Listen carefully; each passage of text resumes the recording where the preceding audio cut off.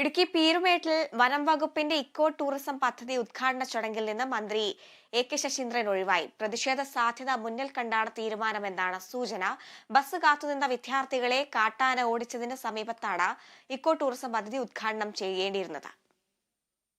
Idukki Kuttikkanam തട്ടാത്തിക്കാനത്തെ pine ഗാർഡനിൽ ആരംഭിച്ച eco tourism പദ്ധതിയിലെ ഇക്കോ ഷോപ്പ് ഉൾപ്പെടെയുള്ളവ വനംവകുപ്പ് മന്ത്രി എ.കെ. ശശീന്ദ്രനായിരുന്നു ഉദ്ഘാടനം ചെയ്യേണ്ടിയിരുന്നത്. ഉദ്ഘാടന സമ്മേളനം നിശ്ചയിക്കുകയും ഇതിനുള്ള ഒരുക്കങ്ങൾ നടത്തുകയും ചെയ്തു. അടുത്ത നാളിൽ സ്കൂൾ പരിസരത്ത് ബസ് കാത്തുനിന്ന വിദ്യാർത്ഥികളെ കാട്ടാന വിരട്ടിയോടിച്ചതിന് സമീപം നടക്കുന്ന ഉദ്ഘാടന സ്ഥലത്തേക്ക് പ്രതിഷേധക്കാർ എത്താൻ ഇടയുണ്ടെന്ന വിവരം പോലീസ് രഹസ്യാന്വേഷണ വിഭാഗത്തിന് ലഭിച്ചിരുന്നു. ഇതോടെ കുട്ടിക്കാനത്തെ വനംവകുപ്പിന്റെ ഇൻസ്പെക്ഷൻ ബംഗ്ലാവിലിരുന്ന് ഓൺലൈനായി ചടങ്ങിന്റെ ഉദ്ഘാടനം നിർവഹിച്ച ശേഷം മന്ത്രി മടങ്ങുകയായിരുന്നു. സമ്മേളനം പീരുമേട് എം.എൽ.എ. വാഴൂർ സോമനാണ് ഉദ്ഘാടനം ചെയ്തത്. 1.5 കിലോമീറ്ററിനുള്ളിൽ മന്ത്രി എ.കെ. ശശീന്ദ്രൻ ഉണ്ടായിട്ടും പീരുമേട് തട്ടാത്തിക്കാനത്ത് നടന്ന എക്കോ ഷോപ്പിന്റെ ഉദ്ഘാടന വേദിയിലേക്ക് എത്തിയില്ല. ഇതിനെതിരെ വലിയ പ്രതിഷേധമാണ് ഉയർന്നത്.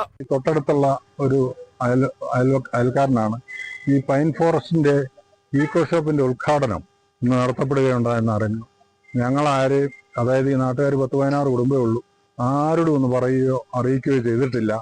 കാരണം എന്നാന്ന് ചോദിച്ചു കഴിഞ്ഞാൽ, ഈ പൈൻ ഫോറസ്റ്റിന് തീ പിടിക്കുമ്പോൾ അല്ലെങ്കിൽ ഇവിടെ ആന ഇറങ്ങുമ്പോൾ തുരത്താനായിട്ട് ഞങ്ങൾ നാട്ടുകാരുടെ നേതൃത്വത്തിലുള്ള കുറച്ചുപേരെ ഉണ്ടായിരുന്നുള്ളൂ.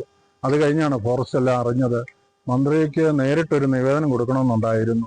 പക്ഷെ മന്ത്രി വന്നില്ല. 2 കിലോമീറ്റർ അപ്പുറം വരെ മന്ത്രി വന്നിട്ട് ഇങ്ങോട്ട് വരാതെ പേടിച്ചിരിക്കുക എന്ന് പറഞ്ഞു. എന്താണ് ആ പേടിയെന്ന് മനസ്സിലാകുന്നില്ല. നാട്ടുകാരായ ഞങ്ങളെയാണോ അതോ വന്യജീവിയാണോ എന്നറിയത്തില്ല.